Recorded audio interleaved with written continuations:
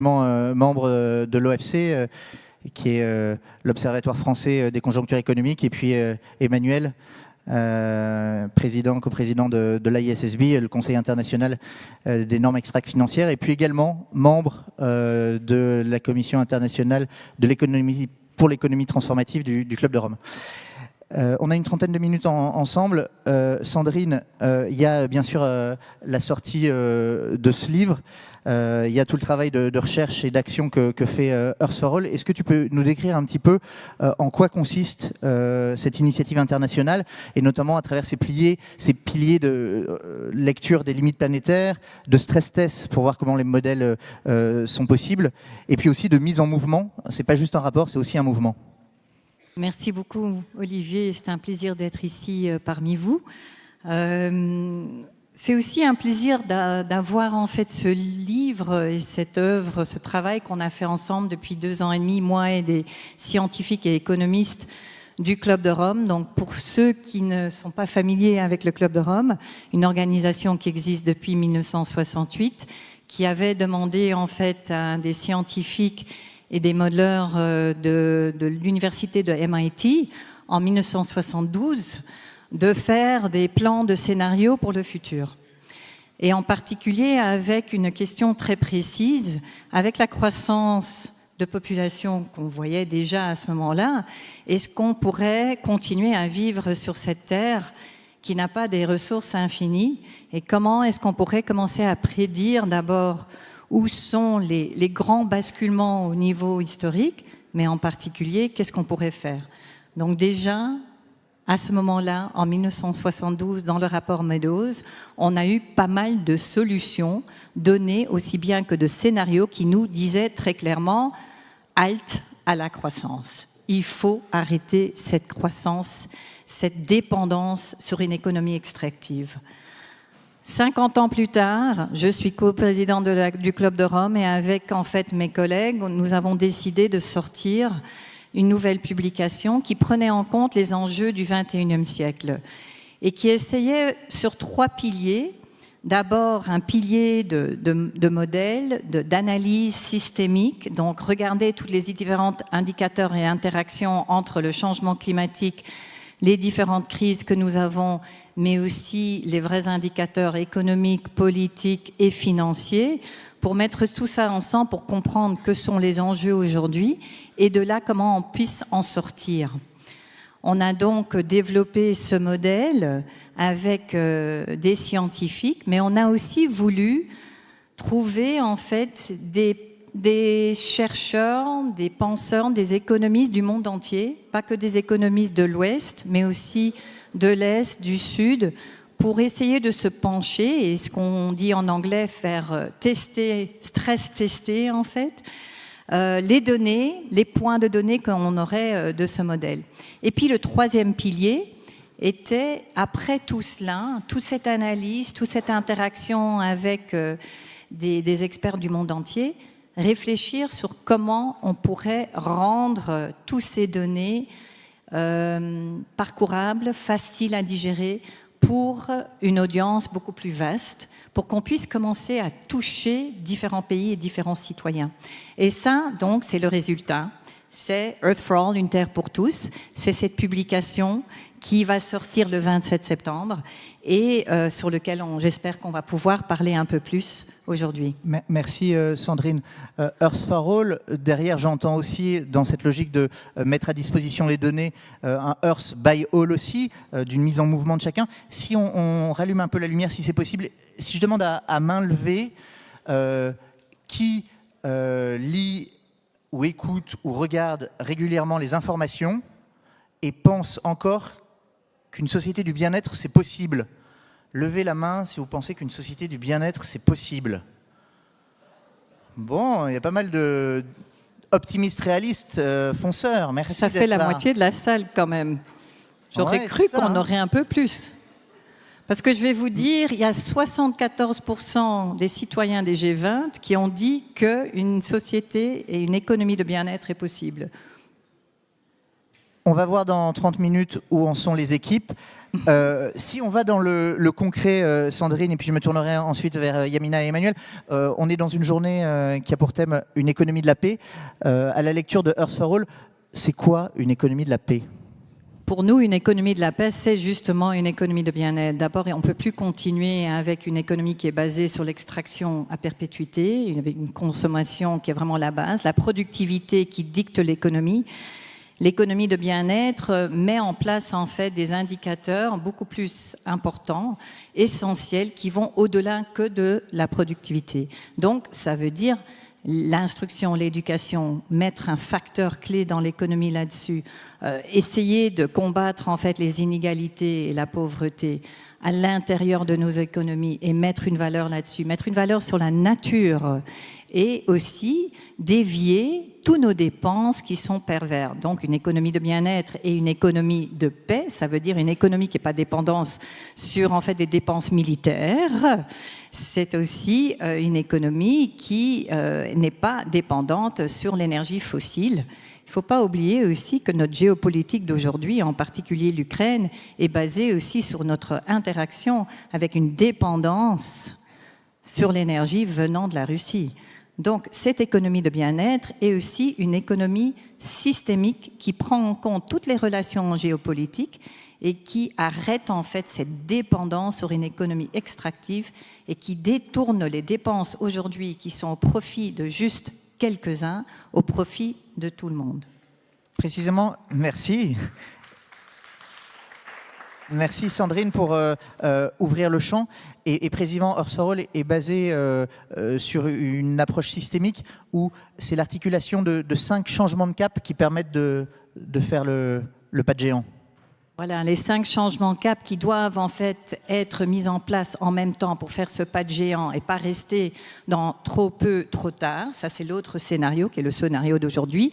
C'est arrêter, donc vraiment se concentrer sur la pauvreté, se concentrer sur les inégalités, être sûr de donner beaucoup plus de points sur le rôle de la femme et l'éducation de la femme, en particulier les pays les plus pauvres, parce que ça a un impact direct aussi sur la croissance de population, et aussi agir bien sûr sur un changement alimentaire et le système d'alimentation et aussi le système énergétique d'aujourd'hui. Merci Sandrine. Yamina, dans le dernier rapport du GIEC, une insistance est particulièrement faite sur l'inclusion sociale dans les politiques environnementales. Pourquoi ? Oui. Bonjour, merci pour l'invitation. Alors, pendant deux décennies et demie, les politiques environnementales et l'analyse de la question environnementale n'a pas pris en compte l'impact social et sociétal. Dans le cadre du GIEC, on travaille uniquement sur la question du changement climatique, mais c'est aussi vrai pour les collègues qui travaillent sur d'autres aspects environnementaux. Et on s'est rendu compte que ça a donné lieu à des politiques, si je reste dans la question climat, à des politiques climatiques non distributives, injustes. C'est ça qui a donné naissance, par exemple, au mouvement des Gilets jaunes en France. Et ça a fait une gifle, ça a été comme une gifle pour les politiques, j'espère, mais en tout cas c'est sûr que pour les scientifiques, on s'est mis à regarder de plus près qu'est-ce qui a fait les Gilets jaunes. Et les Gilets jaunes, aujourd'hui, on a des preuves scientifiques qu'en fait, ceux qui ont lancé le mouvement, ils ne sont pas contre des politiques environnementales, ils sont contre l'injustice, la double injustice environnementale, parce que d'abord, ce sont les plus vulnérables qui subissent la crise écologique et climatique. Et puis en plus, si vous venez avec des politiques pour rectifier, pour essayer de corriger le tir, avec des politiques injustes, et donc en fait, c'est la double peine pour ces personnes-là. Et c'est pour ça que ça devient central dans l'analyse des politiques énergétiques et des politiques climatiques et environnementales d'une façon plus générale, de prendre en compte la question sociale. Et on sait que la transformation ou la métamorphose que l'on doit faire, elle doit se faire très vite, mais elle ne pourra se faire si et seulement si elles sont faites de façon juste. Et sinon, ça ne se pourra pas se faire. Merci Yamina. Précisément, Emmanuel, en tant que membre de la Commission internationale pour une économie transformative au sein du Club de Rome, un de vos travaux, c'est de précisément mettre à l'épreuve les modèles théoriques pour voir leur réalité et leur faisabilité économique. Avec Earth for All, est-ce qu'on peut considérer que Prospérité for All, ça pourrait marcher? quand on regarde l'économie, l'accroissement des inégalités, est-ce que la prospérité veut vraiment être partagée au plus grand nombre ? Ouais, merci Olivier. D'abord, ça a été une expérience super, ça continue à l'être d'ailleurs, d'interagir avec, sur le climat, Johan Rockström, avec Kay Raworth et tout le reste de l'équipe là, pour les travaux de la Transformational Economics Commission. Et en effet, d'être capable de, tous ensemble et dans le collectif, de projeter des points de vue qui sont issus de pratiques différentes. La mienne, le mien, c'est quand même avant tout ancré dans le réel et la gestion de paramètres économiques, microéconomiques. Et donc, moi je pense que pour reprendre exactement ce que Yamina disait à l'instant, désormais même le GIEC, même le GIEC dit qu'il n'y aura pas de transition climatique sans transition sociale. Moi je dis ça depuis longtemps, mais maintenant c'est le GIEC, donc c'est pas juste issu d'une vision et d'une pratique. Je pense qu'il faut regarder à l'aune à laquelle on doit regarder les sujets planétaires, l'effervescence néolibérale comme un épisode qui ne tiendra pas. Et le Club de Rome l'avait déjà dit il y a 50 ans. Et une planète pour tous, la Terre pour tous, Earth for All, le redit aujourd'hui. Donc ce n'est pas la question de savoir si elle est possible. Il est juste impossible de continuer comme on continue aujourd'hui. Ça s'arrêtera de gré ou de force. Maintenant, est-ce que c'est possible? Si on revient très en arrière sur le concept même d'économie, oikos nomia, c'est les règles que nous donnons pour gérer l'endroit que nous habitons ensemble.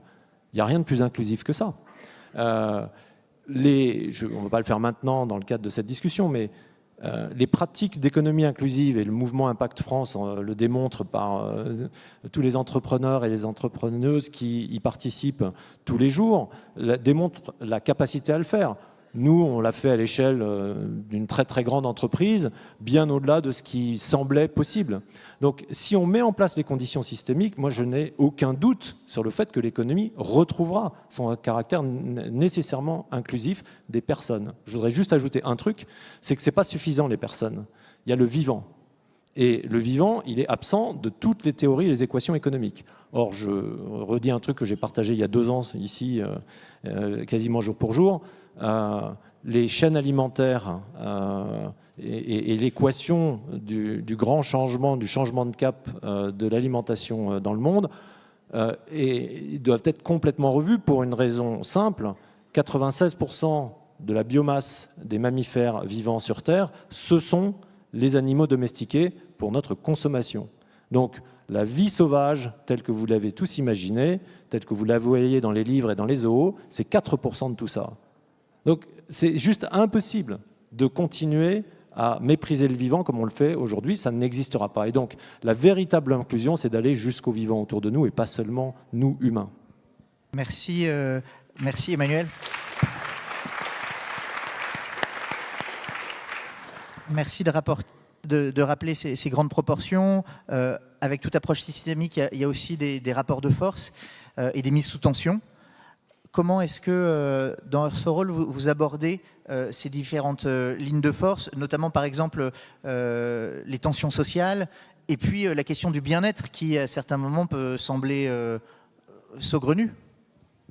Mais en fait, ce qu'on a fait avec justement nos scientifiques et nos économistes, c'est d'essayer de voir avec toutes ces interactions que sont en fait les plus gros impacts. Et ce qui est ressorti, et ça c'était étonnant pour en particulier certains de climatologues comme Johan Rockström, et il le dit d'ailleurs dans le rapport, c'est que ce qui est ressorti le plus fort, c'était la tension sociale qui continuait à accroître. C'est pour ça que justement, en fait, ce changement de cap de pauvreté et d'inégalité deviennent en fait essentiels si on veut vraiment avoir une économie qui n'a plus d'impact aussi au niveau planétaire. Et donc, on a là-dedans créé notre indice de tension sociale et notre indice de bien-être. Et là-dessus, qu'est-ce qu'on a remarqué? Que ce sont les pays les plus riches, et en particulier les États-Unis, où en fait le bien-être a diminué le plus depuis 1970. Et que c'est là aussi où on voit la plus grosse augmentation de tension sociale. Et on peut aller dans toutes les villes en fait urbaines maintenant aux États-Unis et on peut remarquer un gros problème de croissance, de tensions sociales, de problèmes de homelessness, maintenant j'oublie mon mot en français, sans-abri, et de croissance de drogue, etc., dans notre tissu urbain, en fait, au niveau des États-Unis. Donc, ce qu'on a vraiment essayé de faire dans Earth for All, une terre pour tous, c'est de démontrer que le social et la tension sociale est clé. Alors, comment est-ce qu'on crée, justement, là-dessus, une politique qui prend en compte cela? C'est justement ce que Yamina disait, c'est que on sait très bien que si on essaie d'introduire une taxe sur le diesel 10 jours après qu'on a aboli ou enlevé une taxe sur les plus riches, qu'on va avoir une tension sociale. C'est logique. Les politiciens doivent y réfléchir. Et maintenant, quand on rentre en plus dans une économie où on voit de plus en plus de gens qui sont en train de se battre à cause d'une pauvreté énergétique, une inflation extraordinaire, c'est à ce moment que les gouvernements doivent agir et travailler avec le citoyen pour rendre leur vie beaucoup plus paisible et vraiment une économie qui sert le citoyen et pas que le plus riche. Merci Sandrine. Tu as utilisé le mot d'urgence, je le sens aussi dans les différents rapports que nous offre le GIEC. Yamina, cette urgence d'agir, j'ai la sensation que vous, collectivement, la renseignez aussi, pas juste sur le fait d'agir plus vite seulement, mais sur le comment agir et comment agir vite ensemble. Exact. Il faut vraiment agir. Le temps qui nous reste pour l'action est très, très limité. Et chaque seconde qui passe et que l'on reste dans le système économique dont on a hérité après la Seconde Guerre et après la première grande crise économique aux États-Unis, et c'est du temps perdu qui augmente la vulnérabilité des personnes, mais aussi de l'ensemble de l'écosystème. Donc il faut sortir très très vite du système dans lequel nous avons grandi, dans tout ce qu'on a connu en fait. Et puis il faut travailler à comment sortir ensemble, parce que ce n'est pas une sortie qui peut être réfléchie et mise en place uniquement par une élite. Sinon on retomberait dans le cas de la Révolution française dont on connaît les défauts. Et donc c'est quelque chose qu'il faudra impliquer le citoyen, trouver le moyen de renforcer et de respecter l'implication du citoyen. Parce qu'on a eu en France la Convention citoyenne pour le climat. Des citoyens se sont engagés, ont donné de leur temps et on a vu le résultat, comment est-ce qu'ils ont été traités et comment est-ce que leurs recommandations ont été traitées par le président de la République. Et à chaque nouvelle déception, en fait, on augmente les rangs des déçus et en augmentant les rangs des déçus, on s'achemine vers le pire des cas qui pourraient se produire. Ça serait un bouleversement par la violence, en fait. C'est que tous ces déçus-là qui ne font qu'augmenter, le nombre de déçus ne fait qu'augmenter en France et ailleurs, et pourrait se cristalliser autour d'un mouvement beaucoup plus violent, alors qu'aujourd'hui, les citoyens sont plutôt dans une logique de participation pacifiste, et c'est les pouvoirs publics qui ne répondent pas à cette demande-là. Merci Yamina.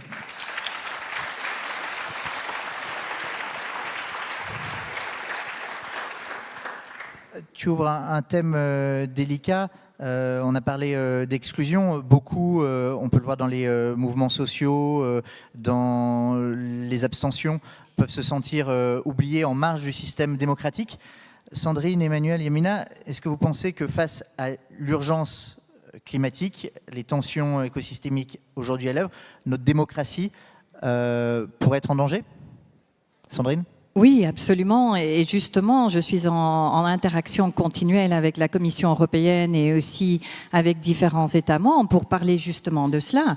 Parce qu'on le voit et aux États-Unis et on le voit ici.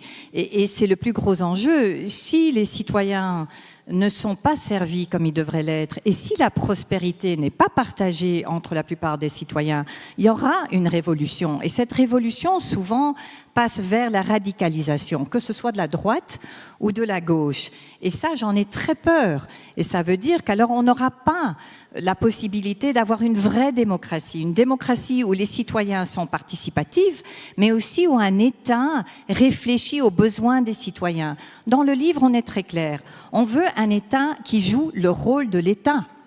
un leader qui joue le rôle de leader, comme en fait Yamina le dit, c'est-à-dire servir les besoins des plus pauvres dans la société, pas que les besoins des plus riches. Et ça, c'est absolument fondamental. On rentre là dans des élections européennes et j'ai très peur qu'on va voir une croissance populiste, ce qui veut dire que si on a de plus en plus de gouvernements au sein de l'Europe qui sont plutôt populistes, est-ce qu'ils vont vraiment répondre aux vraies demandes des citoyens? Ça, c'est une première question. Et deuxièmement, malheureusement, la plupart des gouvernements populistes ne se sont pas démontrés en soutenant en fait l'urgence planétaire qui est absolument nécessaire et souvent n'y croient pas au changement climatique. Ce qui veut dire qu'on n'aura que des impacts de plus en plus puissants au niveau du changement climatique aussi, qui va encore avoir le plus gros effet sur les plus vulnérables de la société. Merci Sandrine. Emmanuel, sur ce thème? C'est Denis Meadows lui-même qui disait récemment, la question qui va se poser, c'est est-ce que les démocraties sauront, en tant que système, résister au changement climatique? Est-ce que le changement climatique, c'est finalement pas le glas des démocraties? Et je pense que c'est une vraie question pour tous les leaders économiques et politiques de cette planète. Il ne peut pas... Le changement climatique nécessite une action dans le temps long. Le temps de la démocratie, c'est un temps de plus en plus court. Donc il est impératif de revoir la façon dont les politiques publiques sont construites, sont élaborées, comme le disait Yamina également, de façon à ce que la transition sociale accompagne, et son inclusion accompagne systématiquement la transition climatique. Il n'y aura pas de transition climatique sans justice sociale, c'est évident. D'un point de vue très concret, je pense que l'économie et la finance ont un rôle majeur à jouer là-dedans. Parce que se dire que ce sont les États et les démocraties qui vont le faire, non, elles vont impulser, elles vont donner les directions, les objectifs, fixer les règles, etc. Mais la réalité, c'est que c'est nous tous ici, oikos nomia, chacun d'entre nous, acteurs de l'économie, qui allons réaliser cette transition. Et donc, les entreprises et la finance ont un rôle absolument fondamental. Il faut pour ça qu'elles aient des indicateurs qui permettent de capturer ces externalités qui ne sont aujourd'hui prises en compte dans rien. C'est-à-dire que que ce soit des indicateurs macroéconomiques ou la comptabilité aujourd'hui, elle ne rend absolument pas compte de tout ce qui compte dans les questions de changement climatique et de transition sociale. C'est la raison pour laquelle les normes européennes de durabilité, les normes internationales sont en train de se construire. Mais je le dis parce que je pense que la finance et l'économie sont l'allié absolument indispensable de politiques de durabilité démocratique en ce moment. Merci beaucoup Emmanuel. Vient du coup la quasi-dernière question de la viabilité de cette transition. Est-ce qu'on peut la financer? Qu'est-ce que dire ce rôle là-dessus? Absolument qu'on peut la financer. D'abord, il faut arrêter de financer ce qui va contre, en fait, cette possibilité d'avoir une économie de bien-être. On a des subsides qui vont vers l'énergie fossile qu'on peut mettre dans une transition juste. On a des subsides qui vont vers l'agriculture industrielle qu'on peut mettre dans une transition juste. On a tout l'argent qui part dans la défense qu'on pourrait mettre dans une transition juste. Il ne faut pas parler non seulement d'une capitale tout à fait nouvelle, mais en fait, on peut parler de les perversités qui existent maintenant et dévier en fait ces fonds qui sont énormes vers une économie de la paix et vers une économie de bien-être. Et ça peut se faire. Mais est-ce qu'il y a la volonté et un leadership venant des différents gouvernements? Et peut-être j'aimerais juste dire, au niveau de la transformation, on dit toujours transformation c'est trop difficile. On vient de passer une période de transformation extraordinaire à cause d'une pandémie. On est face à une urgence planétaire et on a vu pendant cette pandémie que ce sont les gouvernements qui ont décidé d'être des gouvernements d'autorité, pas autoritaires, mais d'autorité, qui ont démontré qu'ils voulaient préserver leur peuple avant tout et être solidaires avec tout le peuple et les citoyens, qui ont pu en fait sortir du Covid beaucoup plus rapidement avec une économie qui était plus forte. Merci beaucoup Sandrine. Merci pour ta force de conviction, le cœur à l'ouvrage, et puis tout le travail qu'avec les équipes de recherche vous faites. On peut voir, étudier, source à l'appui, comment est-ce que cette transition est faisable. Ce livre, il sort le 27 septembre. C'était une entrée en matière, entre guillemets, aujourd'hui. Tout le groupe a envie de continuer les échanges avec vous. Je crois qu'il y a un QR code qui va pouvoir être affiché pour recueillir vos avis après ces 25 minutes passées ensemble. Pour savoir quels sont selon vous les grands axes prioritaires à énergiser pour soutenir cette transition. Et en même temps que vous utilisez ce QR code, déjà un nuage de mots-clés apparaît avec vos premières réponses. C'est aussi une manière de rester en lien à travers les réseaux pour continuer l'aventure ensemble, Earth for All et By All. Donc sentez-vous les bienvenus. Je ne sais pas si Léna est à 16h15 à la terrasse. Léna du Club de Rome vous accueillera pour des échanges avec Emmanuel, Yamina et Sandrine. Viens, rapproche-toi, parce que dans le noir, tu as une superbe robe jaune. Mais voilà, là, on va vraiment la voir. Vous pouvez venir voir Léna si vous voulez. On va terminer. On travaille avec une économie sous contrainte, mais créative.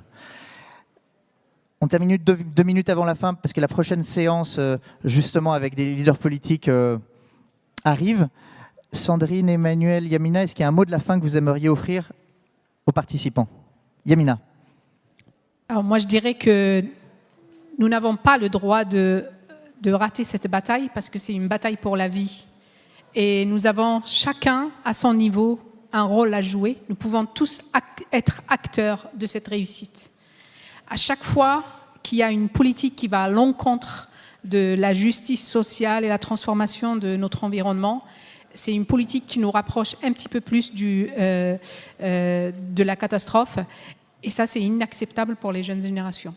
Donc nous devons la gagner pour nos enfants. Nous n'avons pas d'autre choix que de la gagner.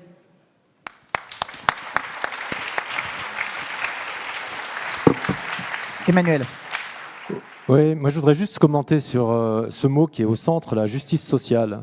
Je l'ai prononcé tout à l'heure.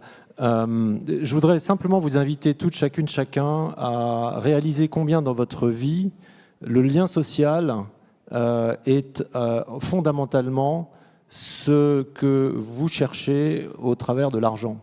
Je dis ça parce que l'argent, il va falloir en être très économe et en même temps très dispendieux, mais très focalisé pour cette transformation. Il va falloir qu'on passe à des modèles de sobriété différents. Mais ça ne veut pas dire des modèles sans richesse. La richesse sociale, elle est fondamentale. Je pense que si vous êtes dans cette salle en particulier, vous en êtes convaincus. J'espère que vous vous en inspirerez et que vous saurez inspirer d'autres là-dessus.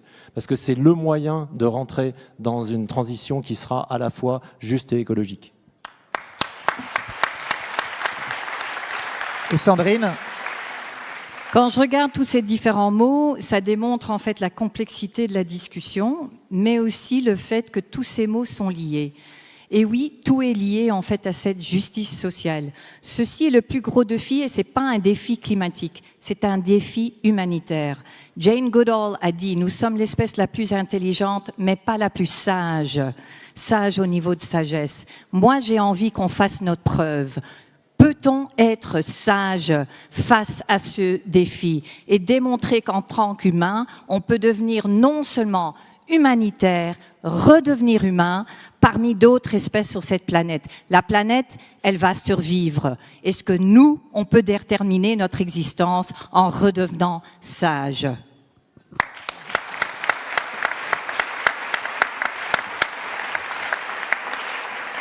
Merci beaucoup. Earth for All, l'aventure démarre ensemble.